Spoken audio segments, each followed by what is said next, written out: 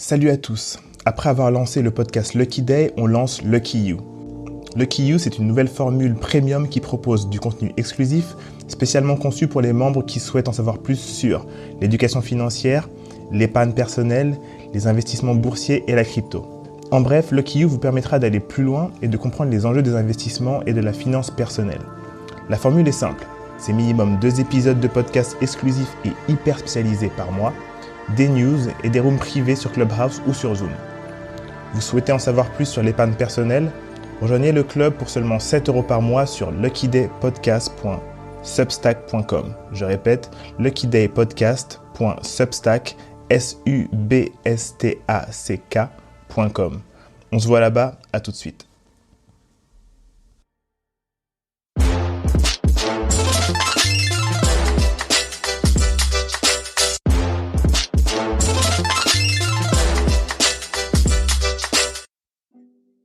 Salut à tous, c'est Bakang et Dicom et vous êtes sur le podcast Lucky Day. Lucky Day, c'est un podcast sur le business, le branding et la culture pour vous donner les outils pour entreprendre plus facilement. Merci à JVC pour les casques audio. Et merci à WeWork pour l'espace de coworking. C'est parti. Let's go! Avant de commencer, je voudrais remercier tous ceux qui prennent le temps de mettre des commentaires et de mettre 5 étoiles sur Apple Podcasts. Ça fait super plaisir. N'hésitez pas, mettez-nous des reviews. Mettez-nous 5 étoiles si vous aimez les épisodes et mettez un petit commentaire, ça nous fait remonter dans le classement et c'est génial. C'est parti. Dans ce nouvel épisode, on discute avec Julien Parino, le fondateur de LeBrand, une agence de branding qui accompagne le lancement de marques lifestyle. Il a bossé avec Dynamo Cycling, Jimmy Fairley, Cluster Sport Club et Oura Ring. Dans cet épisode, on parle de l'importance de penser le branding et la construction de marques avec un fort objectif de vente. Il nous donne les clés pour créer une marque hyper forte. On parle du pivot de marque à cause du Covid. On parle aussi de l'importation de concepts américains en France et de sa façon de les adapter avec une identité propre, forte et reconnaissable. De sa frustration de créer des marques pour les autres et pas pour lui-même. Pour conclure, n'oubliez jamais, un bon créatif est un créatif qui vend. Prenez un papier et un stylo, c'est parti.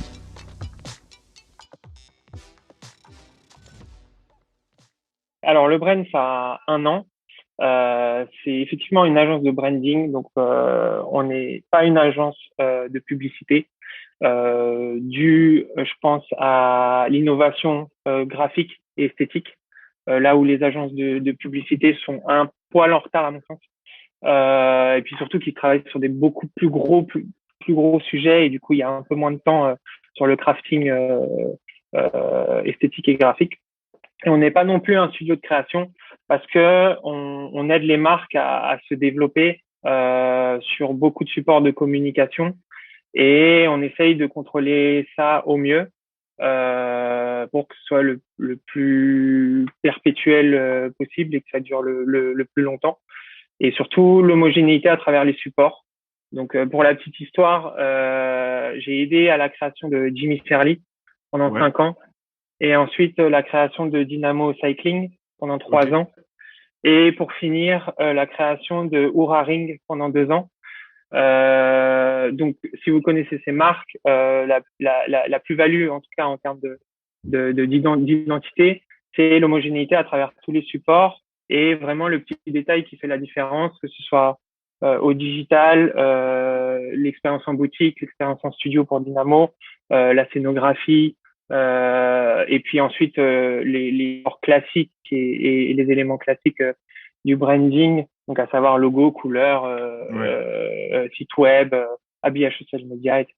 Ce qui est aujourd'hui Ce qui est intéressant, c'est que par exemple pour Dynamo, qui est un studio de cycling et qui était le premier avec un vrai branding en France, sur le modèle qu'on connaît américain, etc. Vous avez aussi créé, en fait, vous avez un côté business. Est-ce que vous pensez aussi expérience en magasin, business, c'est-à-dire quand la personne arrive, est-ce que vous avez est-ce que vous mettez en place aussi des stratégies que vous poussez aux clients en disant, bah voilà, pour que la personne consomme, il faut que dans le lieu, l'expérience, il y ait ça, ça, ça et ça, ou vous prenez pas du tout ça en compte? On prend totalement ça en compte. Pour la petite histoire, j'ai eu un prof qui un jour m'a dit un bon créatif, c'est un créatif qui vend. Aujourd'hui, il y a beaucoup d'agences qui misent sur le fait de gagner des prix. Ici, chez Le Bren, et même pour moi, ça m'est égal. Le but, c'est que on me dise, j'ai testé Dynamo, je porte des Jimmy Fairley, j'en suis très content, l'expérience est géniale, le produit est génial. Donc, c'est plutôt là-dessus qu'on se base. Donc, effectivement, il y a toute une partie business.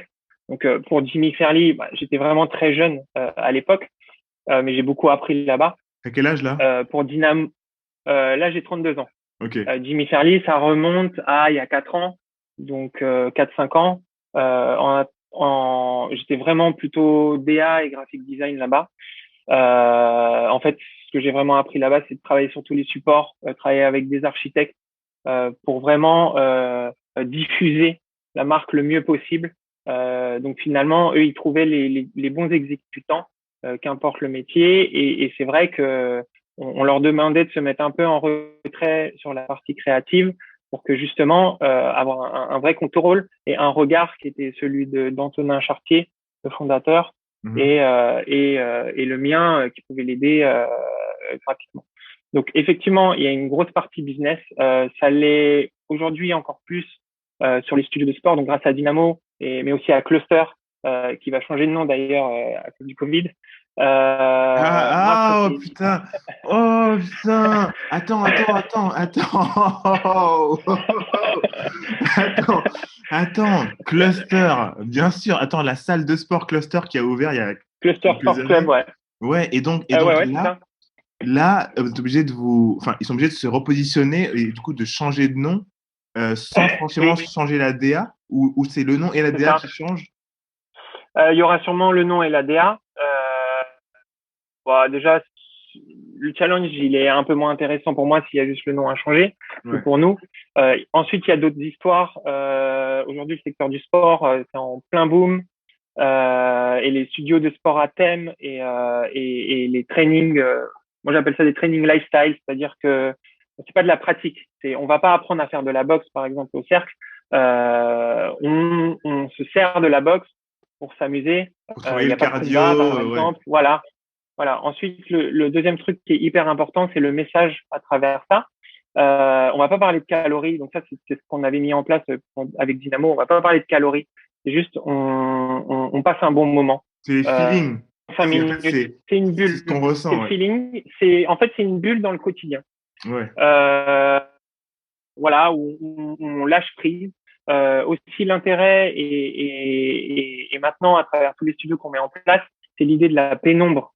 En fait, sur les entraînements de groupe, c'est toujours difficile pour les gens de débuter et être en pleine lumière sous un néon dégueulasse et pas avoir confiance en eux. Donc aujourd'hui, on travaille dans la pénombre.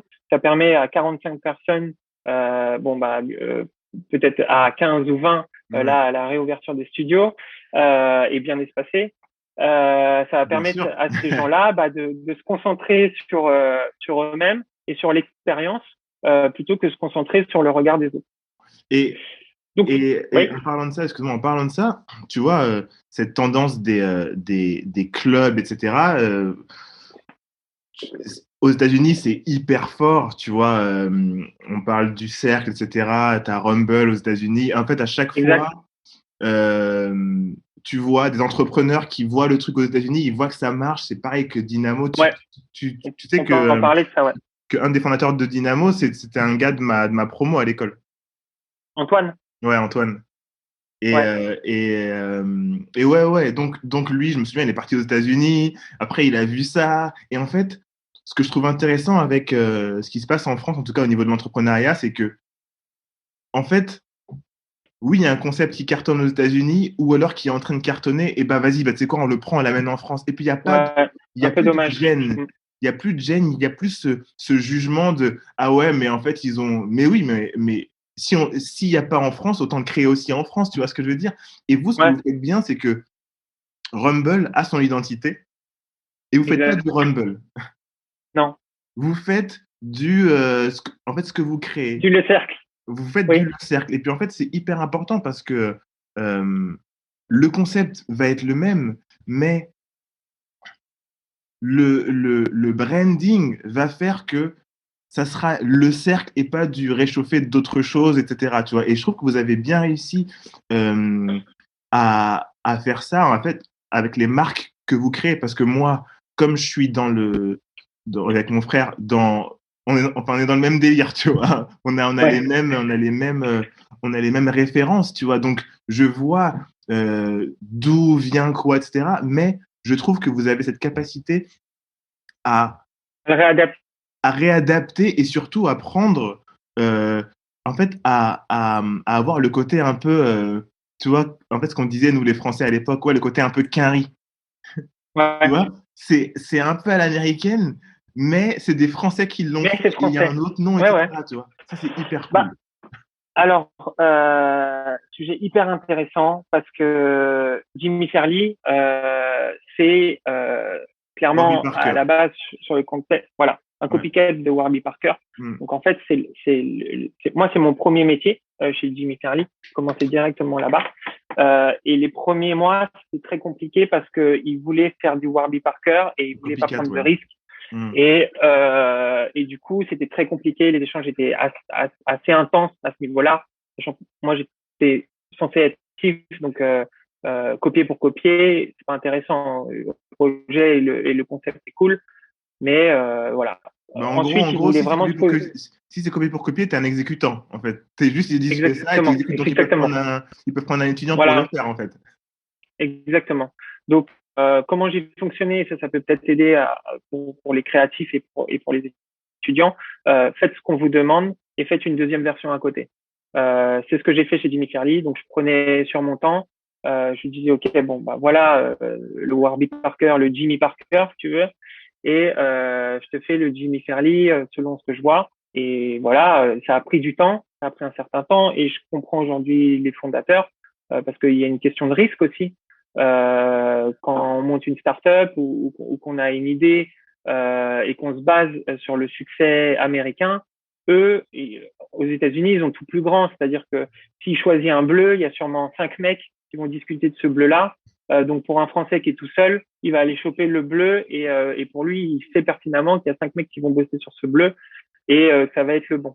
C'est très malin de réfléchir comme ça. Aujourd'hui, moi aussi, je réfléchis un peu parfois comme ça, selon les sujets. Donc l'idée c'est ça. L'idée c'est de séduire avec d'autres propositions à travers les marques et leur dire bah en fait vous valez peut-être mieux et peut-être plus efficace que Rumble, que SoulCycle pour Dynamo. Et puis c'est surtout qu'on est sur le marché français et les Français ils accueillent pas pareil une marque et un concept que les Américains qui eux sont constamment à la recherche de concepts. Quand on vit à New York, j'ai un ami qui vit à New York et il me dit le problème c'est qu'en fait il y a 5 restos ultra cool qui sortent par semaine. Donc si tu te fais facilement marketer, bah t'es facilement là à vouloir toujours être le meilleur, etc. En France c'est pas la même chose. Il y a moins de place en France, C'est déjà, aussi hein. il y a moins de place et c'est aussi un avantage. On essaye de faire enfin, c'est un avantage pour faire les choses bien et réfléchi. Et donc, du coup, fatalement, il faut adapter aussi. Aujourd'hui, si on avait copié complètement SoulCycle pour Dynamo, c'est pas dit que ça ait eu un aussi grand succès. Je reviens aussi sur Jimmy Fairley, qui est aujourd'hui beaucoup plus édito que Ouais. Warby Parker. Warby Parker, c'est quand on regarde le produit, c'est beaucoup plus sur la santé, c'est rassurant. Mm. Bah, Jimmy Fairley, on a fait de la réassurance, un effet waouh. C'est-à-dire que les verres, c'est des ice, c'est fabriqué en France. Ça, c'est un standard de qualité, c'est-à-dire que c'est le dernier argument de vente.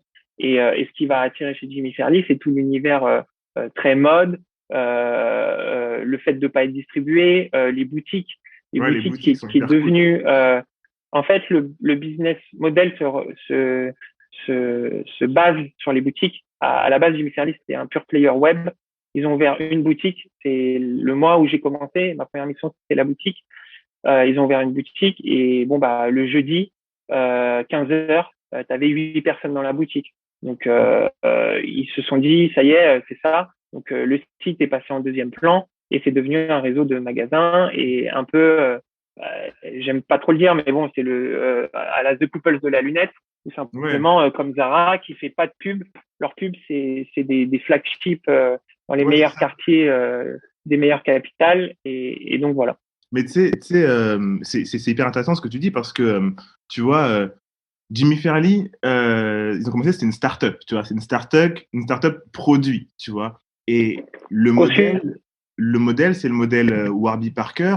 Et le modèle de Warby Parker, ouais, c'est direct to consumer. C'est, en gros, c'est comme ouais. ce qui se passe en ce moment. Je sais pas si vous bossez avec une marque comme ça pour l'instant, mais vous, c'est plutôt les lifestyle brands, mais tout ce qui est, des produits pour les dents, là, tu sais, comment ça s'appelle?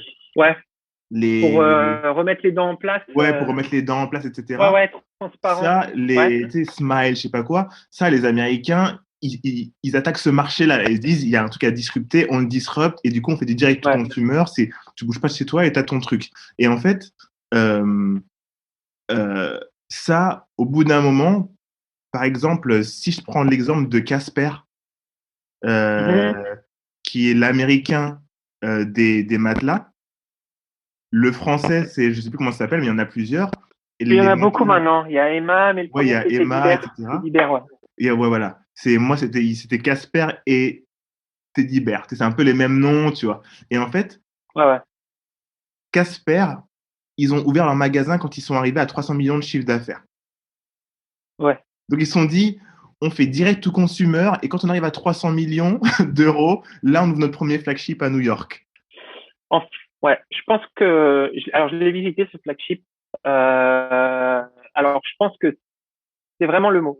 C'est-à-dire, c'est une vitrine. Je pense Ouais. que pour eux, pour Casper, ils vont pas vendre là-bas. Clairement, on était les seuls dans cette boutique. Je crois que c'était un samedi. L'expérience n'était pas terrible. C'était assez gênant. C'était à l'américaine, mais en même temps mal réalisé. Voilà, je pense que c'est un essai. Puis c'est toujours valorisant pour une marque, surtout pour une marque plutôt pure player, Mm. d'avoir un lieu physique. C'est rassurant aussi pour leurs clients. Mais peut-être que ce lieu, il est pas fait pour vendre. Il est fait simplement pour faire de Pour l'image. tester, ouais, ouais. C'est comme avoir un premier corner au bon marché ou à la Lafayette. Ça valorise la marque. C'est vraiment du brandness plutôt que de la vente, quoi. Mm, mm. Et du coup, vous, chez Le Brand, vous êtes plutôt spécialisé en lifestyle brand. Donc, c'est-à-dire, là, en tout cas, de ce que je vois, vous avez, c'est assez sport, c'est assez lifestyle, activité Ouais. sportive. Euh, Est-ce que dans votre roster ou dans ce que vous avez, de ce que vous voulez faire, vous avez comme target d'autres types de produits, tu vois? Moi, enfin, nous, par exemple, moi, je suis spécialisé en food, par exemple, tu vois. Ouais, Est-ce que ouais. vous avez des envies, toi, en tout cas, personnellement, est-ce que tu as des envies? Est-ce que tu vois quelque chose qui n'a pas été fait ou, ou que tu te dis, putain, si il y a des mecs qui lancent une startup et qui ont besoin d'un branding sur ce genre de produit-là, même si c'est un copycat, ils me le donnent, je défonce tout? Ou est-ce que tu as pas, enfin, est-ce que tu as ce genre de truc-là? Alors, effectivement, bon, grâce à Dynamo, aujourd'hui, on a beaucoup de studios de sport. D'ailleurs, on s'est associé, ou du moins notre client principal, c'est Sanctuary Group, donc qui est les concurrents indirects de Dynamo maintenant, qui a le Cercle, Aquabai, et bientôt Pose Yoga, qui va être un nouveau concept autour du yoga, sans appropriation culturelle, Ah, c'est hyper important, sans ça. hyper Ouais. important pour moi et hyper important pour la marque. On veut démocratiser le yoga dans le sens où moi, il m'a fallu 10 cours de yoga avant de comprendre ce qu'on attendait de moi. Je me mettais au fond. Ok. La prof à la fin, même chez Y7 à New York, hein, la prof à la fin, elle venait me voir, elle me dit good, tu te débrouilles bien. Mais ouais, mais en fait, c'est quoi le yoga, tu vois? Ouais. Et en fait, le but de pause, c'est de démocratiser ça, ne serait-ce que par un premier discours du coach, où quand tu arrives, on te dit que le yoga, c'est presque comme la danse, c'est une chorégraphie, c'est un enchaînement de mouvements, de transitions et de postures au rythme de la musique, tu vois, plus ou moins. Donc ça, si on me l'avait dit dès le premier cours, me serais dit, OK, bah, je vais essayer tous les concepts de yoga et je sais ce qu'on attend de moi, quoi. Est-ce que je savais même plus, tu vois, on était allé à New York essayer tous les concepts et on en prenait 4 à 5 par jour. Et tu vois, quand je faisais un tone house et que j'arrive pour un truc de yoga à 19h et que j'ai fait 4 workouts avant, je me disais, OK, bon, ça va me détendre. Alors que pas du tout. Mais non, le yoga, C'est ça un détend truc pas. hyper dynamique. Ouais, le yoga vinyasa, c'est hyper dynamique. Enfin, moi, j'étais plein de courbatures. Ouais. Donc, bref, ça, si on me l'avait expliqué jusqu'à présent, enfin, dès le départ, j'aurais compris. Donc, c'est ça, pause, avec un univers qui est complètement inattendu. Et ça, c'est ma patte. C'est-à-dire que quand je prends une marque, je prends pas que le brief. Je fais aussi ce que j'aimerais bien en faire. Donc, c'est effectivement du hip-hop. Pour exemple, c'est du hip-hop yoga. Donc, ce qu'on connaît, mais ce que j'ai intégré dedans, c'est de faire du yoga aussi sur du rock très Amérique sudiste, pardon, avec très roots, tu vois. Mais Et je me suis dit. Donc, excuse-moi, je te pose la question. Du coup, là, vous êtes associé à un groupe qui crée des concepts sportifs. Ouais. Et là, le rôle de le brand, ça va être de créer toute la brand et de créer l'expérience business aussi. Ouais.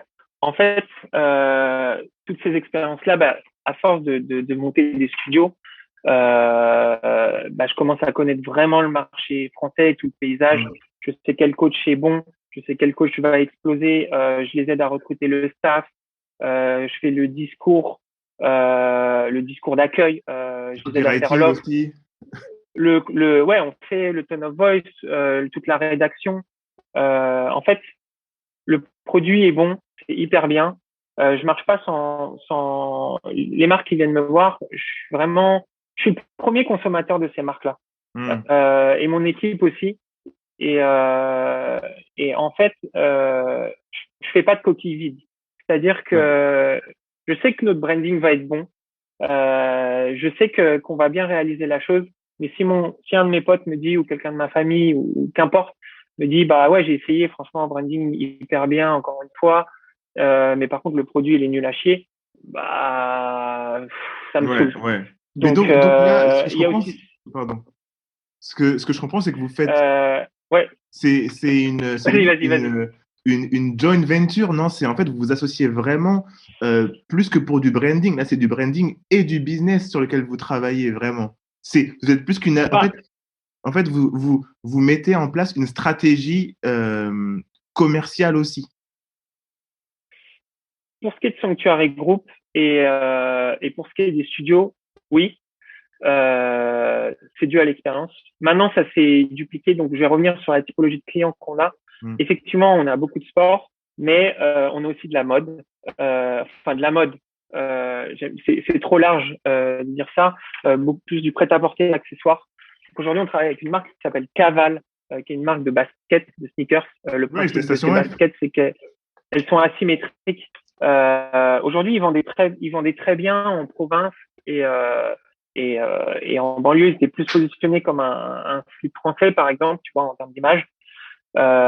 Et ils sont venus nous voir pour pouvoir se repositionner et être reconnus du monde éditorial à la manière d'un Axel Arigato, par exemple, ou un Ami Paris.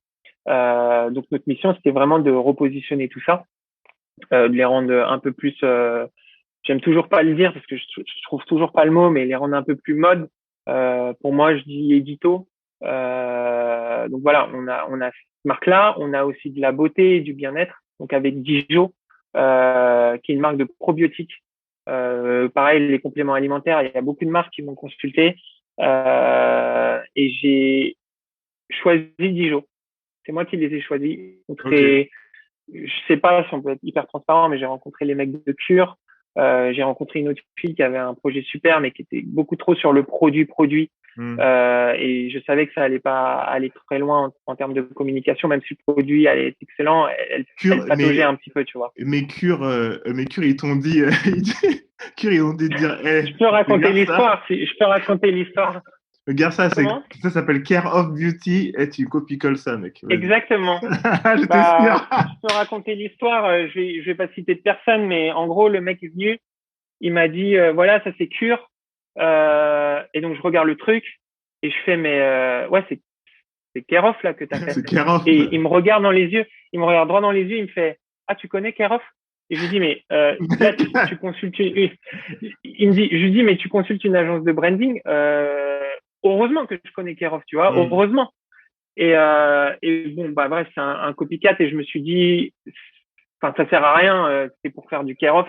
Ouais. Donc, et puis j'ai rencontré les deux filles de Dijon qui avaient pas du tout le même budget que Cure, qui avaient pas du tout la même manière de penser que les personnes de chez Cure, bien que à mon avis c'est un bon produit ce qu'ils font. Cure, voilà Dijon, et j'ai bien aimé Les probiotiques, là, la Dijon. stratégie, exactement la stratégie qu'elles avaient sur le produit. Aujourd'hui, elles veulent faire du bien aux gens. 80% des personnes qui vieillissent ont mal au ventre. Et c'est un vrai problème pour les filles, pour les garçons. Et elles se sont pas positionnées sur la beauté. Ouais, C'est-à-dire, on va pas prendre des compléments alimentaires pour être beau. ouais, Là ouais. où beaucoup de marques se positionnent là-dessus. Et je me suis dit, OK, putain, ça c'est génial. Ça parle. Et je peux rentrer chez moi et dire à ma mère qui a mal au ventre, aujourd'hui, on va travailler pour un produit qui, en tout cas, veut régler ses soucis, quoi. Et voilà. Donc, on travaille pour Dijon. Aujourd'hui, on a refait leur branding et on fait Moi, évoluer petit à petit. pour Dijon, j'étais là au tout début de leur création. Parce qu'en fait, je connais une des fondatrices et je les ai rencontrées, je les avais aidées un tout petit peu au Anouk ou début. Lisa? Hein? De quoi? Anouk ou Lisa? Anouk. Anouk? Ouais, Anouk. Anouk? D'ailleurs, elle avait tourné, en fait, Anouk, elle avait tourné Une dans, pub. dans notre pub pour le lancement de nos bars chez Dear Musli. Ouais. Ouais, ouais, c'était elle qui balançait la barre à la meuf qui allait tirer dedans et tout. Et donc, elle était à Station F aussi et tout. Donc, c'est comme ça qu'on s'est rencontrés. Et ouais, c'est un. J'ai vu le changement de branding. Je l'ai vu Ouais. pour le coup. J'ai vu qu'il y avait eu un travail qui avait été fait en respectant le travail de base, mais j'ai vu qu'il y avait eu Exactement. un Elles ont, travail, tu vois. ouais, elles ont fait un beau travail à la base. C'est, c'est, c'est propre. C'est ce que je dis Mm. souvent. Il y a des marques qu'on rebrande où c'est propre et il y a de l'intention. Il y a l'intention des fondateurs. Ouais. Ça, c'est pareil. C'est un truc à qui j'accorde beaucoup d'importance. C'est être proche des fondateurs. Aujourd'hui, je Mm. suis sur les Slack en général de ces marques-là. Je suis le Ouais. seul de Lebrun à l'être. Il y a des groupes WhatsApp. Ils peuvent m'écrire à n'importe moment, je vais répondre. Ils peuvent me parler de n'importe quel sujet, je vais répondre. Et ça, c'est important pour moi. Euh, et en fait, les filles de Dijon avaient fait un très beau travail Elles sont fortes, qui hein. fonctionnait, qui Mm. était propre. Donc, j'ai voulu garder ça, pas tout détruire, arriver avec mes gros sabots, et garder ce qu'elles avaient mis en place, mais juste donner ce petit tweak de toutes les expériences que j'ai acquéries et puis aussi tous les skills qu'on a chez le brand Mm. et voilà comment améliorer. Donc, moi, je me suis fait kiffer. Ça peut peut-être être aussi une réponse sur comment on traite le branding. Mm. En fait, depuis un moment, j'avais l'innovation de 3D pour le design et pour les petites marques. Ok.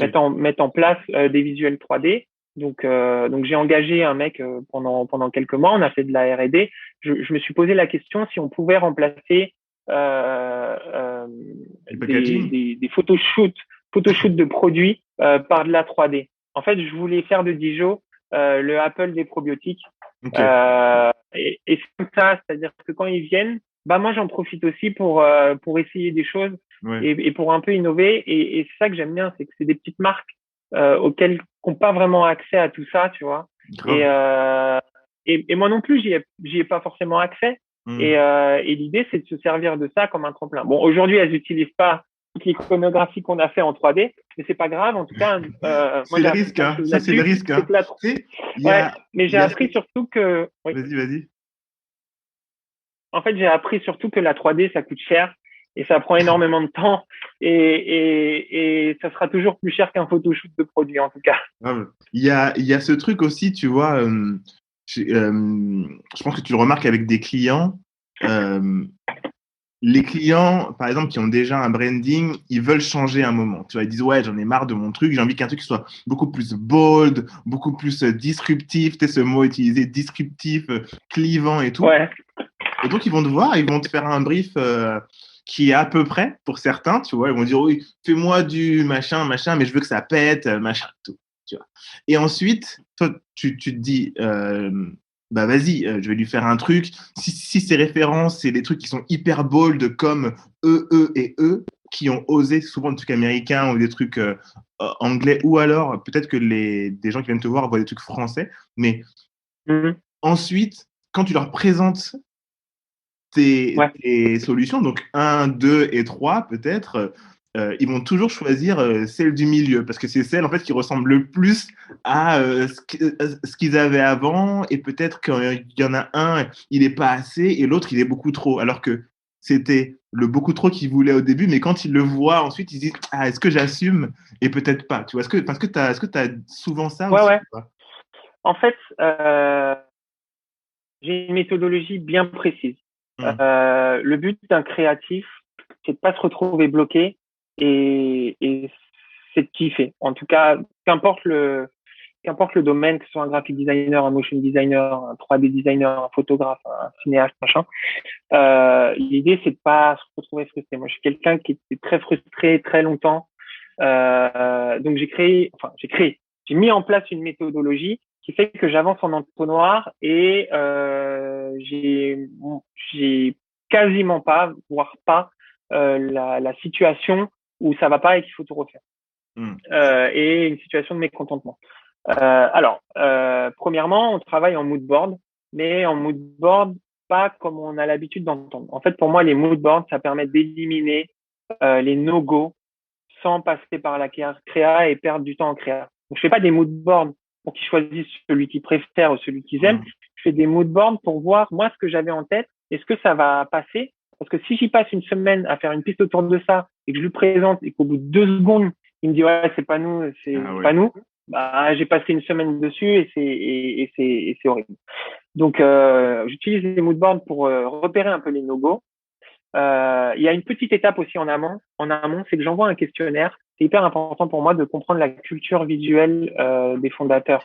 Donc, je leur demande leurs 3 films préférés, si leur marque était un album, si leur marque serait une ville, quels sont leurs comptes Instagram préférés, qu'est-ce qu'ils aiment chez, est-ce qu'il y a une marque qui les a interpellés et pourquoi.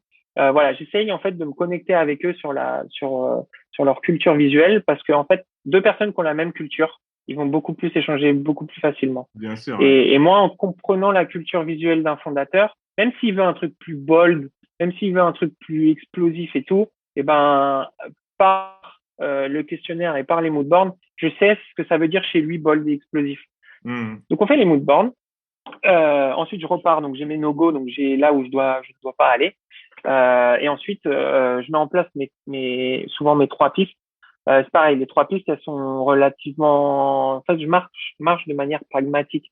C'est-à-dire qu'il y a une piste qui sont exactement ce qu'ils pensaient qu'ils voulaient être. Je Mhm. vais prendre l'exemple avec le cercle. C'est-à-dire que la première piste, bah, c'était un rond rouge. Toute la piste était hyper minimaliste. Et parce que je me suis dit, en fait, ces mecs-là, ils sont venus pour Dynamo, ils voudront sûrement du Dynamo. Donc, je leur Mhm. ai dit, OK, je me suis dit, bon, je vais leur faire du Dynamo à la sauce le cercle.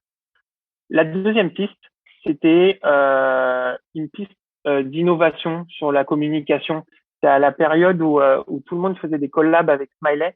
Et moi, je me suis dit, pourquoi pas. Donc, le cercle, pour la petite histoire, le brief, c'était on veut que ce soit fun. Donc, je me suis dit, pourquoi pas surfer un peu sur cette tendance de collaboration avec Smiley et pourquoi pas faire carrément juste un logo en collaboration déjà avec une marque. J'étais Ah déjà ouais. passionné un peu par les partenariats entre marques, j'adore ça. Et les partenariats hyper créatifs. Donc je me suis dit bah pourquoi pas attaquer directement avec une innovation en tout cas en termes de direction artistique et de faire un logo en partenariat déjà avec une autre marque. Bon, c'était trop compliqué et aujourd'hui, heureusement qu'on n'est pas allé là-dessus. Et la dernière piste, c'était la fameuse piste du tigre. Et ça, c'était ma piste. c'est-à-dire c'était ce que je voulais en faire. Et finalement, c'est-à-dire que si moi j'ouvrais, je réfléchis aussi pas mal vachement comme ça, et je pense que tous les créas doivent réfléchir un peu vachement comme ça. C'est de se dire, bah, ok, si moi j'ouvrais un studio de boxe, à quoi il ressemblerait? Ils ont déjà leurs deux pistes qui correspondent à leur brief. Bah, la troisième piste, elle doit me faire kiffer moi. Et s'ils choisissent celle-là, Ah oui, bah, oui, grave. ça va être parfait.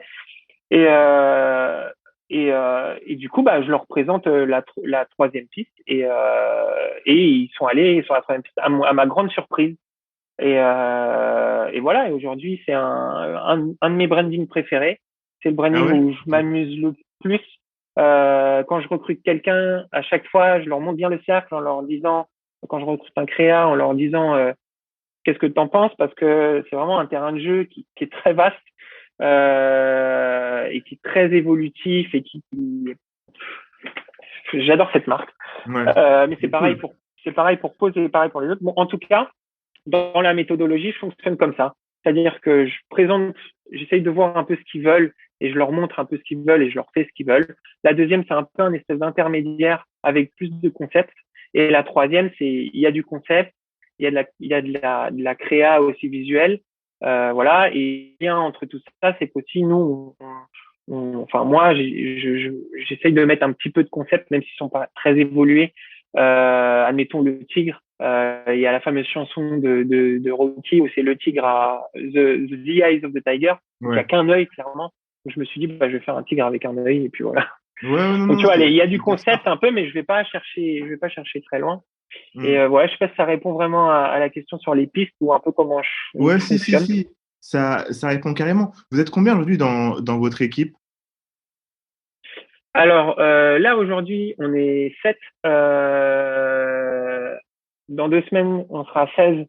En gros, il y a un gros challenge pour nous qui est de créer 8 marques en 6 mois et de s'occuper de 12 marques en 12 mois, dont les marques créées.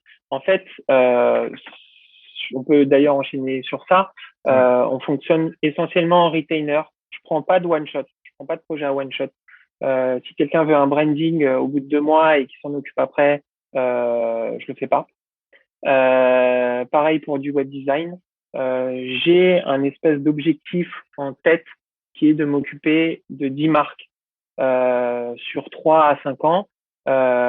Et une fois que, on va prendre l'exemple, qu'est-ce qu'on peut prendre? On peut prendre Pose Yoga. Mhm. Admettons, cette marque, on la met sur les rails, on fait toute l'identité et on l'applique. Le plus difficile d'une marque, pour une marque, c'est de l'appliquer et de bien l'appliquer après. C'est-à-dire que aujourd'hui, les gens vont voir une agence, on leur donne la charte qui est l'équivalent d'une notice et ils l'ont. Et en fait, dès le lendemain, ils savent pas quoi en faire. Quoi. Ouais, ouais, Il bah faut oui. recruter des créas, il faut que les créas ils comprennent comment ce qu'on en fait.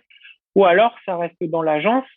Et dès que tu demandes un leaflet ou je sais pas un habillage de je sais pas quoi, bah l'agence elle va regarder son petit carnet, elle va dire ok leaflet 600 euros et du coup bah le fondateur il raque comme un malade. Donc nous on fait en suivi. Donc ça c'est parce que j'ai expérimenté Jimmy Ferry pendant 5 ans, Dynamo pendant 3 ans. Et pour moi l'idée c'est de suivre, c'est comme l'identité d'une personne, ça se fait pas en 2 mois quoi. Ouais, Et en gros, vous faites évoluer la marque, vous la prenez au début ou vous la créez avec les fondateurs. Dès le début, il y a une identité forte. euh, et ensuite, ils s'engagent en fait sur une on durée fait la minimum. maintenance. Ouais. Alors on fait entre tous les 6 mois. Mais bon, en général, là, le cercle, ça fait 2 ans. En gros, l'idée, c'est de décharger le fondateur sur toutes ces questions-là. Hmm. Déjà, le décharger en termes de ressources humaines. Un fondateur, il sait pas quel bon créa, il sait pas qu'il a besoin d'un motion designer, il sait pas qu'il a besoin d'un rédacteur, il sait pas qu'il a besoin d'un social media qui doit être aussi créatif. Il sait pas forcément tout ça, ou alors s'il le sait, il faut qu'il recrute les bonnes personnes. Ensuite, bah, il faut s'occuper de toutes ces personnes-là, Ouais. faut bah, les payer, salaire, etc. Donc en fait, on décharge le plus possible les fondateurs sur ce niveau-là, sur la communication et l'image. Je recommande à chaque fois, et on en discute, que toute la partie marketing et performance, ils le fassent chez eux en interne. Et en gros, nous, comme une voiture, pour moi, le marketing, c'est le moteur. C'est comment la marque doit être performante. Et nous, on fait la carrosserie. Et dans la carrosserie, il y a une question de performance, c'est-à-dire que tu dois avoir les bonnes lignes pour prendre les bons virages, l'aérodynamisme, etc. Donc, il y a une forme de performance, mais c'est juste que je me concentre pas là-dessus, je me concentre sur l'image. Et souvent, tu as des marques qui font des opérations marketing dans tous les sens et ça dévalorise leurs produits et ça dévalorise leur marque. Et bah, du coup, c'est pas le marketing qui met la créa sur des rails, là, c'est plutôt l'inverse, plutôt la créa qui écoute les opérations marketing et qui dit, OK, celle-là, elle fait sens parce qu'elle va faire de la vente. Et nous, on peut l'habiller comme ça pour que ça ressemble pas à un gros truc de solde. Ouais. Et voilà. du coup, j'ai une question. Je te l'ai posée en off. Et on a parlé de Red Antler qui est pour moi Red Antler, mais il y en a d'autres aussi qui sont hyper forts aux États-Unis, mais qui sont sur le même positionnement. Et en gros, eux, leur modèle pour. Il y a aussi une marque. Je sais pas si tu connaissais, c'est une agence. Je sais pas ils existent encore. Je pense encore. Sandwich Videos. Je sais pas si tu le connais. Non, alors je suis le cordonnier le moins bien chaussé, c'est-à-dire que les agences, j'en connais très peu. Pareil pour les créas, j'ai mes références. Red Antler en est une. En fait, le brand c'est un peu c'est ta vision en gros. Là-dessus. Ouais, c'est un peu la même vision. Aujourd'hui, Red Antler, le premier ticket, je crois qu'il est à $120 000. Aujourd'hui, ils ont un succès énorme, mais ce qui se dit ou ce qu'il en résulte de tout ça, c'est que la qualité créative, elle descend. Et maintenant, ils ressemblent plus à une agence de pub que une agence de branding, ou du moins, ils ont plus la superbe qu'ils avaient en étant un peu plus intime. C'est pour ça que je revenais un tout petit peu sur le sujet de la vision de Le Brand, c'est de prendre 10 marques et ensuite, une fois qu'elles ont fait leur durée de vie, chez nous en tout cas en termes de créa, de les aider à internaliser leur créa au bout de 3 ou 5 ans, et ensuite, nous, de faire rentrer une nouvelle marque. Mon rêve, je sais pas si ça peut exister, c'est de faire une liste d'attente, qu'il y ait des marques qui viennent et qu'on leur dise non, on est désolé, on est full, il y a une liste d'attente, et peut-être faire sortir une marque, en faire rentrer une nouvelle, en tout cas se positionner vraiment sur la qualité. Mais c'est ouf. Donc, vous, ce que vous pouvez faire, c'est comme, tu sais, les promos, vous faites des batchs. En gros, c'est comme Station F, tu vois, en 2017, ils ont fait leur première rentrée. Et un batch de Station F, ça dure 2 ans. Et du coup, au bout de 2 ans, il faut que tu t'en ailles. Et du coup, ils font, avant la fin des 2 ans, ils font un nouvel appel d'offres. Enfin, tu vois. Et en gros, ceux qui vont venir, tu sélectionnes tes 10, tu t'occupes d'eux. Et après, encore pendant 2 ans. Et après, tu passes de l'un à l'autre, tu vois. Et c'est ça. Je trouve ça hyper smart. Et en plus, vous commencez, enfin, vous avez des vraies belles références. Et moi, ce que je voulais te demander par rapport à Red Antler et Sandwich Videos, c'est l'agence qui, au tout début de l'ère, allez, il y a encore 4 ans, 4 ou 5 ans, Sandwich Videos, il faisait toutes les vidéos des startups. Genre, toutes les vidéos des startups qui venaient de lever ou qui étaient sur le point de lever, ils faisaient toutes leurs vidéos pub. Les premières pubs, tu vois la carte en 3D avec un mec qui va acheter son pain, il parle à la caméra, il revient et à la fin, tu as le truc de la pub, tu vois. Et puis, dans ces pubs-là, les gens ont tellement kiffé le fondateur de Sandwich Videos que c'était lui l'acteur de toutes les pubs. Donc, à un moment, dans toutes les pubs que tu voyais sur Internet ou à la télé, tu voyais toujours le même mec. Tu vois, le même mec avec la barbe et tout, un petit peu gros. Et c'était toujours lui. Parce qu'en fait, il décrivait tellement bien aux clients ce qu'il voyait, qu'il disait, est-ce que tu veux le faire? Et du coup, tu vois, lui, dans les pubs qu'ils ont créées, il y en a 20 où c'est lui, en fait, il est en voiture, il fait des travaux, en fait, il fait tout. C'est comme Pharrell Williams à l'époque où il produisait de la musique pour les gens et puis le mec disait, vas-y, chante le refrain alors, du coup, si tu le fais si bien, tu vois. Et du coup, il faisait. Et puis finalement, ça fait de Sandwich Videos une marque, finalement. Et ouais, grave. Et Sandwich Videos, au même titre que Redentler et plusieurs boîtes, tu vois, du service against L'investissement. equity, tu vois. C'est ce qu'on appelle le service against equity, c'est-à-dire vous faites Ouais. toute la prod, etc. Le fee, du coup, le prix que le client va payer, surtout quand tu es une startup et que tu vas lever, que tu n'as pas encore levé, etc., eh ben, il est moins haut. Donc, imaginons si la prod totale, elle est à 50 000 balles et qu'il peut pas payer, eh ben, tu dis, Mm.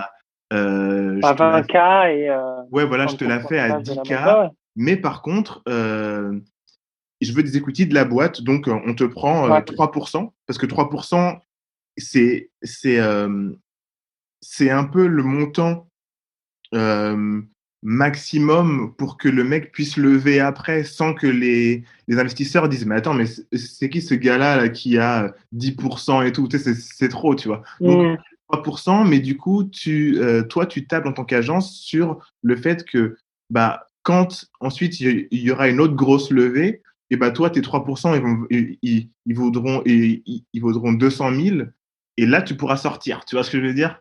Ouais, ouais, ouais. Parce que tu auras là, le beurre et l'argent du beurre et tu auras eu assez d'argent pour payer, en gros, pour être flat au niveau de tes frais fixes à toi, tu vois. Mm. Et ça, c'est un modèle que Red Antler, par exemple, après, je sais pas si vous, c'est un truc que vous voulez faire, etc., mais ils sélectionnent les potes avec qui ils font ça. S'ils ont vraiment un kiff comme toi avec le tigre, tu vois, imaginons que le tigre soit une start-up, soit des mecs qui, voilà, tu sais qu'ils vont lever, tu as confiance en leur business, et ben, ta confiance, tu dis, on va tout défoncer. Du coup, là, pour le coup, on va être ensemble pendant 5 ans. Mais l'objectif, Mhm. c'est de pouvoir lever et que nous, après, on se repaye, tu vois. Je sais pas ce que tu en penses. Ouais. Alors, sur le modèle de Redentler, quand j'ai entendu ça, il doit y avoir maintenant 3 ans, je trouvais ça hyper smart parce qu'en fait, il y a une grosse frustration chez moi, c'est que ces marques connaissent un beau succès, notamment grâce à leur identité, mais elles ne m'appartiennent pas. Et c'est un truc que je me répète tous les jours, c'est que elles ne m'appartiennent pas, elles ne m'appartiennent pas. Euh, Aujourd'hui, ce que j'aime, c'est de prendre des marques qui n'existent pas ou qui ont un bon produit et qui souhaitent être rebrandées.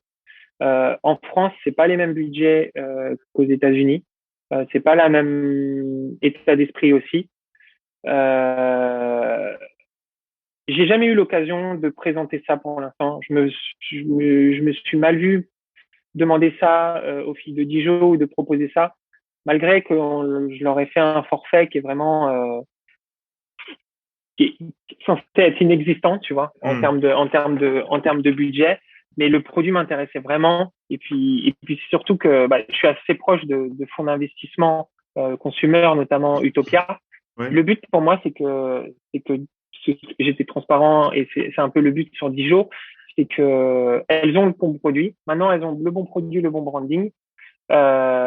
Du coup, elles vendent beaucoup plus maintenant. Du coup, elles sont beaucoup plus intéressantes pour ces fonds d'investissement-là, peut-être Daphne ou peut-être Utopia. Et du coup, le deal, mais c'est qu'un deal moral, tu vois. Hmm. Le deal, c'est que si elles lèvent, on leur applique nous notre tarif normal. Si elles arrivent à lever? Alors après la levée, ouais, après la levée. Ouais. Alors le truc des equity, je ne l'ai pas expérimenté encore. Je sais pas trop quel discours il faudrait avoir. Je pense que dans la tech, ça peut se faire hyper facilement. Autant, déjà, une marque consumer, faut savoir qu'elle lève rarement, parce qu'en fait, dès leur premier jour, elles font du CA. Demain, pause, ça va ouvrir.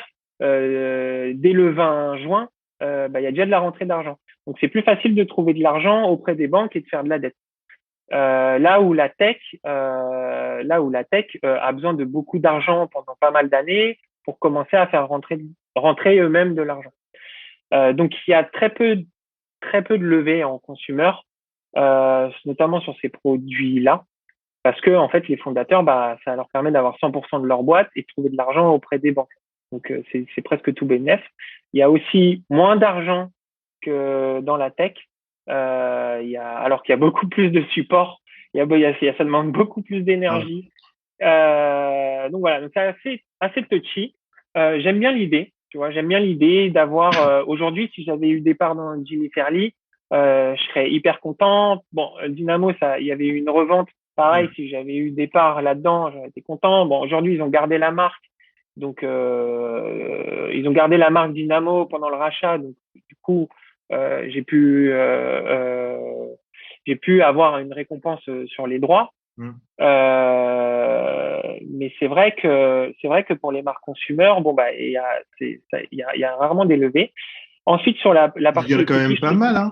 Là, enfin, il y en a quand même de plus en plus. Là, je trouve, hein, tu parlais de Utopia, mais il y a énormément, oui, tu il vois, y a par exemple, Feed, il y a La Beauté, il y a Oh My Cream qui ont levé. Il y en a, mais tu vois, c'est là dans le food, où, ouais, où, où aussi, la ouais. tech il lève entre 50 et 100 millions pour les Mm. premiers tours. Bah là récemment il y a Circle qui est une marque de sportswear, Ouais. activewear. En gros, c'est hyper écolo, Mm. hyper écolo. D'ailleurs, on discute avec eux. Ils ont levé 1 million. Dans la tech, 1 million, c'est pour acheter une machine à café, tu vois. Ouais, Là où ouais. pour le consumer, c'est un Ouais. budget qui est énorme. Jimmy Fairley, ils avaient levé que 4 millions, quoi. Ouais. Tu vois, Mais en et fait, ils n'ont pas on n'est pas besoin du tout de sur les plus, mêmes. hein, en vrai. Non, ils ont pas forcément besoin de plus. Ils n'ont pas forcément besoin de plus. Mais c'est pareil, tu vois, si on avait des equity, enfin, de toute façon, l'idée d'equity, elle est hyper intéressante. Ça, je te le cache pas. Mm. Aujourd'hui, j'aurais un sentiment que ces marques-là m'appartiennent dans un sens et que la marque que je construis, les sigles et tous les éléments, ils m'appartiennent un petit peu. Mm. Et le succès aussi, tu vois. Mais c'est complexe parce que au départ, ces gens-là, ils peuvent être hyper réfractaires parce que ça marche pas comme la tech. Ils n'ont pas le Ouais. même mindset que la tech. Je reprends l'exemple de Dijon par exemple. Si je leur avais parlé de ça, je prends une part de Dijon. Les pauvres, elles sont deux, elles ont déjà pas beaucoup d'argent. Il y a un mec qui est là qui leur dit OK, je vous le fais, mais j'ai une part qu'elles connaissent. Ah non, on se connaît énormément. Mais à la base, la discussion, elle est complexe puisque ils sont pas habitués, tu vois. Ils sont pas Ouais. habitués. C'est, Et même ouais. sorti. Excuse-moi, c'est hyper intéressant parce que moi, par exemple, avec mon frère, enfin, tu vois, nous, on crée des marques, tu vois. Et en fait, Ouais. à un moment, on travaillait sur un projet où on était allé voir une boîte au UK. C'était pour un projet qu'on n'a pas fait finalement, mais on allait voir la boîte au UK. Et la boîte au UK, ils ont kiffé l'idée et ils ont dit, voilà nous comment on bosse. Soit vous payez tant et on fait vos trucs, mais comme on aime bien l'idée, vous pouvez payer Mm. tant et on prend de l'equity. Eux, ils ont toujours dans leur présentation, si ils parlent bien avec toi, du Ouais, coup, ouais. voilà, on est allé à Londres, on a fait les échanges, on a parlé, on leur a montré, tu sais, notre vibe, qui on était, on leur a montré que le branding, on connaissait, tu vois, que c'était notre Mm. truc aussi. Donc, ils étaient comme des oufs parce qu'on avait les mêmes références. Et ils nous ont dit direct, voilà, nous, on présente pas ça à tout le monde, mais ceux qu'on aime bien et qui n'ont pas encore justement levé, etc., Ouais. c'était du consumer. Hein. Ils disent, bah voilà, nous, on a ce truc-là, on a vraiment envie de bosser avec vous. Mm. Voilà la presse en question. En fait, il faut avoir la presse déjà toute prête. Ils Ouais, acceptent ouais. pas. Mais au moins, ils voient le mindset et quand, parce qu'en fait, moi, je crois beaucoup au bouche à oreille. euh, un va dire non, deux vont dire non, mais quand on va leur demander avec qui ils ont bossé et que le mec dit ouais mais j'ai pas assez de thunes, ben, il peut leur dire ouais mais regarde eux ils font aussi ça. Si ça te Ouais, dit, ouais. eux ils prennent aussi des equity, comme ça tu payes moins cher et les mecs ils vont te suivre jusqu'à je sais pas quand tu vois. C'est un c'est un peu Non, en fait il faut que les gens sachent quoi. je suis complètement d'accord. De toute façon, cette offre, je la réfléchis. Il faut qu'elle soit bien faite. Il faut que je comprenne tous les prismes, toutes Ouais. les phases de ce prisme-là. Il y en a un nouveau pour moi, euh, c'est que j'ai toutes mes équipes, j'ai tout pour faire une marque. Fais Startup Studio. Aujourd'hui, j'ai tout, j'ai toute la com, j'ai tout qui est la partie que, enfin, je sais pas si je dis une connerie, mais qui est presque 70% d'une marque et d'un produit aujourd'hui. En fait, dès demain, je peux créer ma marque. Je prends un chef de produit, je lui dis voilà, j'ai envie de faire ce produit-là. Il y a tout le monde. Pour tout est moi, là. Donc il y a cette nouvelle chose qui peut être en termes d'acquisition ou d'appartenance en tout cas, ou de propriété. ouais. Pour moi, il y a cette nouvelle facette de prise. Et ensuite, pour vraiment faire sur les equity, c'est sûr que c'est hyper smart et enfin, ça sert. C'est l'énergie que tu vas mettre dans la création. C'est-à-dire que si tu as des equity, ça devient un travail encore plus collaboratif puisque t'es dedans, quoi. T'es impliqué. Il y a beaucoup plus d'implication. Donc c'est vrai que les equity, et ça peut être un complet argument de vente, de dire bah je vous le fais moins cher et en plus je suis impliqué. Au même titre que si je vous l'avais fait à notre prix, bah il y a peut-être moins d'implication parce que c'est pas notre produit finalement, Ouais. c'est pas notre marque, ça nous appartient pas. Mm. Et donc voilà, donc c'est vrai que la question d'equity, elle est hyper intéressante. De toute façon, c'est quelque chose sur lequel je devrais me pencher parce Si que tu as c'est vrai besoin, qu'aujourd'hui, il y a des très si t'as besoin, on peut en parler en off après, hein. Nous, bien on a sûr, pas mal de connaissances sur ça, donc on pourra en parler. Je ouais, ouais, voulais, justement, toi, tu parlais de créer tes propres marques. Moi, ce que je vois, là, de ce que tu me dis et de ce que j'ai pu voir, peut-être tu connais les startup studios, tu vois. Genre, en gros, startup, ouais. ouais, un startup studio, tu connais le concept? Non. Ouais, En fait, attends, il y a un truc, c'est que dans la tech, je pense que je suis pas aussi pointu que vous. Je vous ok. écoute parfois sur Clubhouse et tout. Je suis la tech, j'ai pas mal de potes de la tech qui étaient chez Zenly. Aujourd'hui, j'ai un pote qui est Head of Design de Free. Je Ok. le salue et bravo. Donc, j'ai plein de potes de la tech, mais c'est vrai que c'est un milieu très, très complexe pour moi. Mhm. Mais en tout cas, tout ce qui est méthodologie, on l'applique ici. C'est-à-dire que, bah, tu vois, il y a une semaine, on bossait sur Adobe XD, par exemple, et là, on migre tous nos sites sur Figma. Ok. On va le design system, qui est une méthodologie qui est très tech pour les sites, bah ça, on va l'appliquer pour le print et même pour la création de studios, par exemple, ou d'archi. Voilà, et je suis très très friand de tout ce qui est méthodologie, mais c'est vrai que les connaissances en tech, donc Ouais. je suis curieux de savoir ce qu'est ce dont tu me parlais, une Bah, startup. ouais, c'est ça. En fait, un startup studio, c'est en gros, tu as un concept que tu as envie de lancer. En fait, c'est une boîte. C'est une boîte dans laquelle tu crées des boîtes from scratch. En gros, on va dire, Ouais, en fait, on va dire, comment ils s'appellent? Euh, les incubateurs, on va dire. En ouais, gros, tu te dis, OK, j'ai envie de lancer une boîte de food, de superfood. J'ai envie de lancer une boîte. C'est souvent dans le même écosystème, hein, c'est soit du consumer, soit de la tech, mais tu choisis un petit peu tes secteurs de prédilection. Toi, ça serait du consumer. Et en gros, tu dis, voilà, il y a ce marché-là qui n'a pas été touché. J'aimerais bien créer un acteur dans ce marché-là.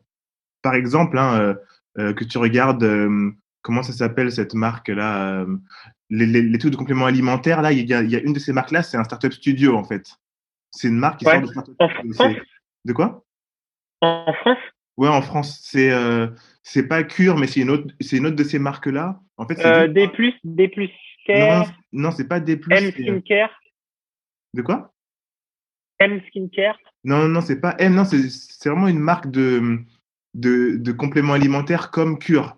En gros, c'est l'équivalent un peu de Cure. On ne rappelle plus du nom, mais Ça va me revenir.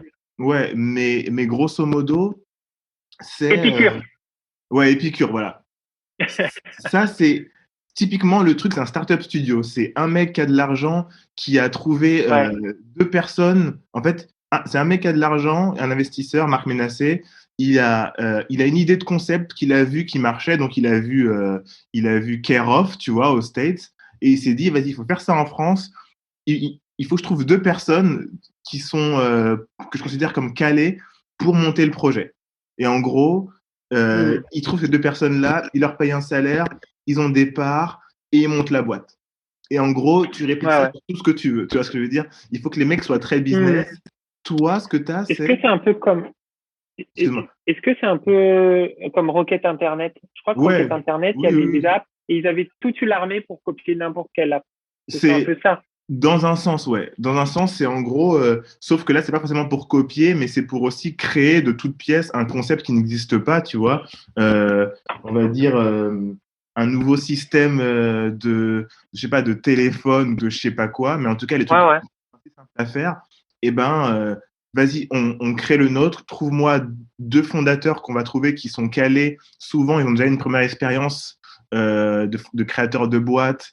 Et du coup, soit ils l'ont fermé, soit ils ont revendu. Et du coup, ils cherchent un nouveau projet. Donc, hop, on les met dessus. Et bam, tu vois. Et toi, ce que tu peux faire, comme tu crées Exactement. des marques, mais du coup, il faut quelqu'un pour l'exécuter et pour avoir la vision business de tout ce qu'il faut savoir, etc. En plus du secteur en question, bah, toi, tu as le branding, tu bastonnes et tu trouves des gens pour les mettre. Vous faites 50-50 et let's go, tu vois. Mais par contre, le truc Ouais.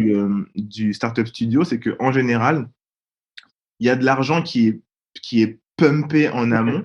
Et c'est-à-dire, imaginons, voilà, tu mets des gars, il faut leur payer le salaire, et en plus, euh, il faut mettre les 100 000 euros de départ pour que le truc aille vite, et ensuite, tu aides à la levée de fonds. Parce que le but des startup studios, c'est Ouais. de se faire de l'argent sur les levées de fonds après, tu vois, une fois que le truc il est vendu à, tu sais, par exemple, les startup studios, en général, ils créent des boîtes pour les revendre dans les 4 ans, tu vois, à un gros industriel qui a pas l'agilité. Et en gros, toi, avec toutes les marques que tu fais, Decathlon, s'ils veulent se lancer dans le sport, en salle de sport, bah, tu crées le cercle et tout ça et tu leur vends, tu vois. Tu vois, c'est un Ouais, peu ouais. stéréotype, mais c'est un peu ça le truc. Et toi, tu as les outils pour le coup. Ouais, ouais. Ah oui, pour le coup, il y a tout pour ça. Euh, alors, pour ce qui est des ventes et tout, effectivement, ça c'est vraiment un état d'esprit aussi qui est très tech. Aujourd'hui, si j'ai envie de créer une marque, j'ai vraiment un produit, enfin trois produits en tête. Perso, si j'ai vraiment envie de créer ces marques-là, c'est parce que c'est quelque chose qui manque. C'est Hmm, quelque chose qui manque dans mon quotidien, c'est quelque chose qui manque dans le quotidien des gens, ou alors qui existe mais qui a mal été réalisé. hmm, Je vais t'en dropper un. Aujourd'hui, j'aimerais bien une marque de déodorant mixte et en fait qui a tous ces standards de naturel, rechargeable et tous les standards que doit avoir un produit de beauté. C'est juste que pour les hommes, pour les mecs, aujourd'hui on a Horace, mais enfin moi je suis pas habitué à acheter mon déodorant sur internet, tu vois. Donc dès que je l'ai pu, bah, je descends en bas à Carrefour City et ouais. là j'ai des trucs horribles. Tu vois. Genre, en gros, ce que Et, tu euh, c'est et c'est un Miro, quoi. un Miro. Je connais pas cette marque, mais l'idée ouais c'est, enfin moi c'est très simple, c'est d'avoir tous ces standards là mais simplement de me baser aussi sur le design. Aujourd'hui, il n'y a pas à part aux États-Unis, hein, il n'y a pas de jolis déodorants pour les mecs qui, en Eh, plus, répondent aux excuse-moi, je te coupe. standards. Le projet en Angleterre qu'on voulait faire, c'était exactement ça. Ok. Donc Bah, tu vois, en fait, ça part et moi, je serais très chaud qu'il y ait aussi de la bonne concurrence et tout en France. Mais en fait, c'est ce que je me dis. Je me dis, bah, il y a des produits, tu vois, il y a Respire, il y a des choses. Horace, ils ont fait un déo que j'ai mis pendant un moment. Horace, pour moi, ce qui manquait, c'était peut-être le design. Et puis sur la com, je trouve ça dommage qu'il soit là depuis autant d'années et qu'on retrouve quand même les mêmes codes pour les mecs. Tu vois, ils sont adoucis, ok, mais pour moi, c'est encore les mêmes codes de beauté pour les mecs. Et je me dis, c'est un peu dommage. Et notamment sur le design du produit, je pense il y a beaucoup de choses à faire. Il y a un support qui est très cool. Et voilà. Bon, ça fait partie ouais. des choses qui m'intéresseraient. Et c'est vrai Cool, c'est qu'aujourd'hui, cool. en design, on a des 3D designers pour travailler sur le produit et sur le design en lui-même. On a des gens de la com, on a des gens en social media. Il suffit juste de trouver un bon laboratoire, un bon fabricant pour nos packaging. Et c'est parti, on en lance un, trois parfums, mixtes, et Mais, puis mais, ça peut mais aller hyper vite. regarde Miro, Myro sur Instagram. Ils ont eu grave des problèmes l'an dernier, justement, avec leur déodorant parce que les formulations, en fait, leur déodorant, ils tenaient pas. En fait, le packaging est hyper beau, c'est rechargeable. Ils font partie de Ouais, ceux qui ont des trucs rechargeables. Miro, t'as By Humankind. j'en passe. On les a étudiés, genre Ouais, de. ouais, ouais. Et en fait, nous aussi, ce qu'on voulait, ça, c'était en 2000, c'était en 2019, hein, pour te dire. On voulait faire un truc vraiment, en fait, qui soit un produit du même acabit que ton rouge à lèvres stylé, en gros. Tu l'as dans Exactement, ton sac, exactement. etc. Et donc, Ouais, ouais. Les filles ont le rouge à lèvres et nous, on n'a voilà. rien. Sauf que ça serait un truc qui serait unisexe et ça serait un sentiment d'appartenance. Mais nous, on a drop ce projet-là. Après, il y a eu le Covid et tout en plus. Mais il y a des marques en France qui essayent de faire ça. Après, ils sont pas du tout au niveau design haut de gamme, genre 900 Care, là, je crois, qui ont fait une campagne Ouais, ouais. donc pour ne citer que les Français. Mais tu as les versions haut de gamme de ça. Va chez, par exemple, chez Nose. Nose à Paris, là, tu vas voir, il y a tous les trucs américains hyper pointus et tout. Et en plus, c'est par abonnement. Et en fait, il te Mhm. renvoie que la recharge et tout. Je pense que tu connais tout ça. C'est hyper intéressant. Il faut du design industriel. Et le truc, c'est vraiment que la formulation du déo qui se veut naturelle, en fait, elle, Ouais, elle, c'est ça qui est compliqué. elle t'écorche pas les aisselles. Et surtout que tu sentes pas le phoque au bout de 2 heures. Ça, c'est le truc. Ouais, ouais. En fait, c'est ça le Non, plus non, c'est la clé. important. C'est la clé. Ouais. Et donc, C'est la clé. Quand c'est naturel, enfin, en tout cas sur les déos, dès que c'est naturel, bah, ça tient pas. Donc, c'est vraiment la clé de la bataille, je pense. ouais. Celui qui trouvera la bonne formulation et surtout en branding aussi. Pour l'instant, tu disais By Humankind, pour l'instant, c'est la seule marque qui m'a vraiment attiré, qui m'a attiré visuellement. Mais oui, Ouais, celui qui a cette bonne recette, du bon branding, du packaging, et en plus qui a le produit efficace pour pas que tu sens le chacal au bout d'une demi-heure, bah, je pense il peut tout ouais. éclater. Il y a, en fait, si tu regardes typologie à leur début, c'est By Humankind au niveau du branding, du Ouais, graphisme, etc. Et après, euh, là où typologie a été bon, c'est ils ont vite évolué, ils ont trouvé leur patte ouais, après, tu ouais. vois. Et puis, du coup, ils ont bien monté sur Instagram, mais au début, c'était By Humankind, hein, tu vois. Mhm. Après, un bon déodorant, Native. Native, Native. ouais, le mec, il a créé sa marque, il était solo au début, et après, il est monté un peu, mais je crois que leur team au maximum, ils étaient 10, il a revendu pour 100 millions quand même, tu vois. Et moi, j'en avais repéré un. J'en avais repéré un, j'ai plus le nom. Je vais le retrouver là en 2 secondes, si tu me laisses 2 secondes. Vas-y. Qui avait fait une collab avec Branded. Je sais pas si tu connais cette marque. Branded? Branded, qui est une marque de fringues. Et en fait, ils avaient fait une collab avec Salt Stone. Et leurs déos sont, pour le coup, le packaging est très cool. Et la marque est très cool. Donc, la Euh, marque de déodorant, c'est Salt Stone. oui, Donc, c'est sel, c'est des pierre. trucs, c'est des trucs militaires un peu, non, on dirait pas? Euh, Branded ou Salt Stone? Saltstone, non? Non, non, c'est plutôt beige. Effectivement, ils sont dans les teintes un peu kaki, etc. Mais non, je crois que enfin, il n'y a pas de code militaire. Mais en tout cas, cette marque de déodorant est hyper cool Ah dans le oui, je sens, connais. bon, Ouais, c'est ouais, le même packaging que Horace. C'est le même packaging que Horace. Et ce qu'ils ont fait avec Branded, ça m'a encore rassuré dans le fait qu'on peut faire un déo très très cool ouais. et avec des codes qui sont vraiment différents, quoi. C'est Salt and Stone. Mais tu vois, moi, le truc, c'est que je vois que il y a bien évidemment les grandes tendances de la naturalité au niveau des produits. Et si tu regardes bien tous ces genres de marques avec le fond un peu beige, un peu crème, tu vois. Et ce que j'aime bien avec Horace, Ouais, c'est un peu boring. c'est ça, moi, ce que j'aime bien avec Horace, c'est que, en fait, ils tombent pas là-dedans, mine de rien, tu vois. Genre, en fait, ils ont, Hmm. peut-être que leur branding ne plaît pas forcément à tout le monde, mais au moins, ils ont leur identité à eux. Tu sais, je crois beaucoup au fait que, Oh là. l'identité, hein? De quoi? Non, non, j'ai mon avis sur Aura. J'aime bien cette marque. Je suis hyper frustré, tu vois. Je sais plus le prénom du fondateur. Marc? Ouais, Marc. On avait échangé et puis il y a un moment et puis il m'avait demandé si on pouvait échanger sur du branding. Il y a longtemps de ça maintenant. Hmm. Et je lui avais dit oui. Et j'ai plus de nouvelles. En fait, je suis un peu frustré pour eux. Très bizarre parce que En fait, je crois qu'ils se sont lancés un peu à la même époque que Jimmy Fairley. Pour eux, c'était Après, quand un même. peu après, mais pour moi, c'est Ouais. la même époque, tu vois, à 3 ans près. Ils sont lancés en même temps que Euh, Dear Musli. Un petit peu en même temps que Dear Musli, ouais. c'est plus ou moins 2 ou 3 ans après les Fagots et Jimmy Fairley, Ouais, etc. Non? ouais. Ok, c'est pour ça que je me mets un peu dans la même époque. Euh, et après, c'est vraiment mon opinion et il y a sûrement beaucoup d'autres éléments qui y viennent. Et pour moi, ils avaient un peu une autoroute, à savoir que nous, les mecs, il y avait Menen, Scorpio, tous les trucs horribles, tu vois, Nivea à la limite, et qu'ils avaient une autoroute et que ils l'ont pas prise autant qu'ils auraient pu l'avoir.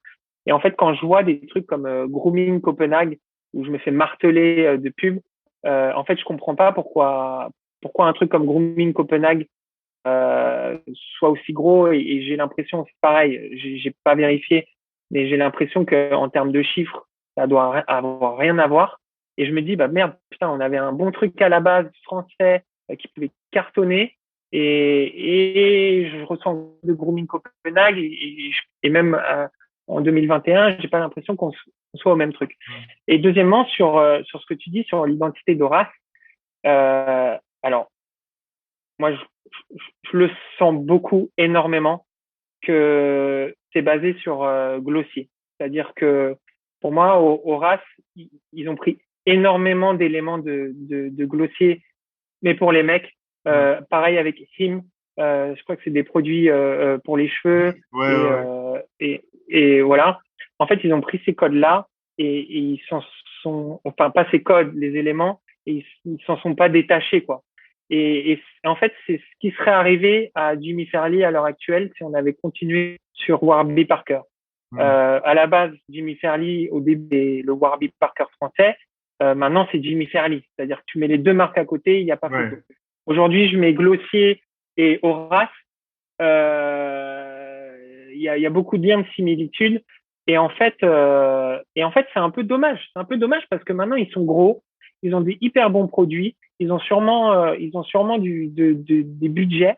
Et en fait, ils méritent vraiment plus que, euh, et même les garçons qui consomment ça, on mérite vraiment plus qu'avoir un glossier français version garçon, quoi. Tiens, c'est intéressant. C'est mon avis. Du coup, Marc, si tu nous entends, on s'organise un petit call avec Julien. Why not, hein, tu vois, on n'en sait rien. Et puis, je pense que moi, je crois qu'ils targetent aussi les autres pays aux alentours, les UK, etc. Donc, c'est pour ça Ouais, que, peut-être que les Anglais, eux, voient beaucoup la pub pour Horace, tu vois. Euh, ouais, ouais. je rajouterais aussi qu'il y avait un peu je sais pas si tu connais la marque Harris. Moi, à l'époque, Harris, Ah Harr, oui, c'est des rasoirs. c'est des rasoirs. Et là, maintenant, ils font tout. Mais en fait, au début, quand ils ont commencé du coup largement avant Horace. Et moi, quand je suis tombé sur Horace après, parce que moi, Harris, c'était un peu C'est ma les mecs de référence. Warby Parker en plus. Ouais, Pardon, c'est je te ouais, coupe. C'est les mecs ouais. de Warby Parker en plus qui Ouais, ont lancé exactement. ça. Et en fait, je trouvais ça cool, leur marque avec le petit éléphant et tout, machin. Et ils parlaient aux hommes. Et ils étaient sur un autre angle que $1 Shave. Ils avaient un côté plus lifestyle. Ils avaient un journal. C'était ça dont je m'étais inspiré pour ma marque et tout. Et du coup, je vois Horace qui se crée. Moi, j'ai vu le rapport par rapport à ça, tu vois. Et là, Harris, ils arrivent en France. En plus, je vois qu'ils prennent les mêmes influenceurs que Horace et tout. Ils leur envoient les parfums, Mhm. les trucs, euh, je me dis quand même qu'heureusement que Horace, ils ont quand même bien bastonné, tu vois. En fait, heureusement qu'ils ont bien bastonné parce que quand un Harris, Ouais, ils ouais. arrivent, imaginons qu'ils mettent un petit peu de budget, ça aurait été difficile ensuite. Donc, après, comme tu Oui, dis, ils ont la notoriété maintenant. ouais, Ils ont la notoriété. c'est Et en ça. fait, et jusqu'à présent, c'est pas vraiment ça que je critique. C'est vraiment jusqu'à présent, maintenant que tu as la notoriété, et ben, tu as beaucoup plus de personnes qui veulent bosser pour toi, qui Hmm. veulent bosser avec toi. Il y a beaucoup de cerveaux en France, il y a beaucoup d'incroyables créatifs. Et on peut éclater un Le glossier, c'est game. sûr qu'on peut éclater un glossier. On peut Hmm. éclater le game avec tous les talents qu'on a et on mérite beaucoup plus que ça en tout cas. Et moi, j'en crois tous les créatifs français et les fondateurs à se dire ça. Ok, il y a un bateau au départ qui peut faire un bon produit, qui peut changer la vie des gens, mais aussi on peut rendre français et on a tout un marché européen qui est pas aussi gros que le marché américain, mais qui reste un marché hyper gros. Et on peut faire du hyper bon consumer être compétitif en tout Et cas ouais. sur le branding. Bah, je vous refais une intro aussi. Ça fait longtemps que vous n'avez pas parlé. Je vous fais un Avec intro en plaisir, commun si tu veux. avec grand plaisir, Ouais. avec grand plaisir. Vas-y, ben on sait jamais, ça peut être cool. Ok, alors pour finir, merci beaucoup pour cet échange. J'espère que les gens qui nous écoutent ont kiffé. C'est vraiment intéressant. Pas mal de tips, notamment branding et surtout avec un côté business. On pourra en reparler en off, on pourra peut-être faire d'autres trucs ensemble en fonction de notre temps, etc. Ouais. Où est-ce qu'on peut te retrouver si les gens veulent bosser avec toi, les gens qui ont créé leur marque et qui ont un peu de budget, s'ils veulent bosser avec toi et avec ton agence, où est-ce qu'ils peuvent te retrouver? Alors, l'agence ça s'appelle Lebrand, Lebrand, donc sur LinkedIn. On a un compte Instagram. Je pense qu'on ne sera jamais à énormément de followers, mais bon, on a un compte Instagram qui est Lebrand Paris et on a un site qui est lebrand.paris. Mais le mieux, c'est de m'envoyer un mail, julien@lebrand.paris. Et puis voilà, et je discute vraiment avec tout projet, tout budget. C'est juste que voilà, si ça change la vie et le quotidien des gens, si ça révolutionne un peu le marché et les secteurs, et qu'il y a aussi une sensibilité sur le branding et le design du point de vue des fondateurs, moi je suis ouvert à toutes les propositions. Ah, c'est cool. Et pour le coup, vous avez un vrai côté business que d'autres agences n'ont pas forcément, qui sont que sur le produit. Vous avez la vision business qui est, pour moi, hyper importante parce que si tu fais pas de cash grâce à ton produit, ça sert à rien de le faire, tu vois. Donc, Exactement. voilà. Faut se rappeler ça, c'est un bon créatif, c'est un créatif qui vend. Ouais. Un bon créatif est un créatif qui vend. Très, très cool, ça. Bah, je te remercie. Bien évidemment, vous pouvez retrouver l'épisode sur Lucky Day podcast, sur Apple Podcast et sur toutes les autres plateformes de streaming. Retrouvez aussi les extraits sur Instagram, pardon, Lucky Day-du-bas podcast. Et vous pouvez retrouver l'épisode sur YouTube. Donc, suivez-nous partout et on se retrouve la prochaine fois. Salut! Bye, merci.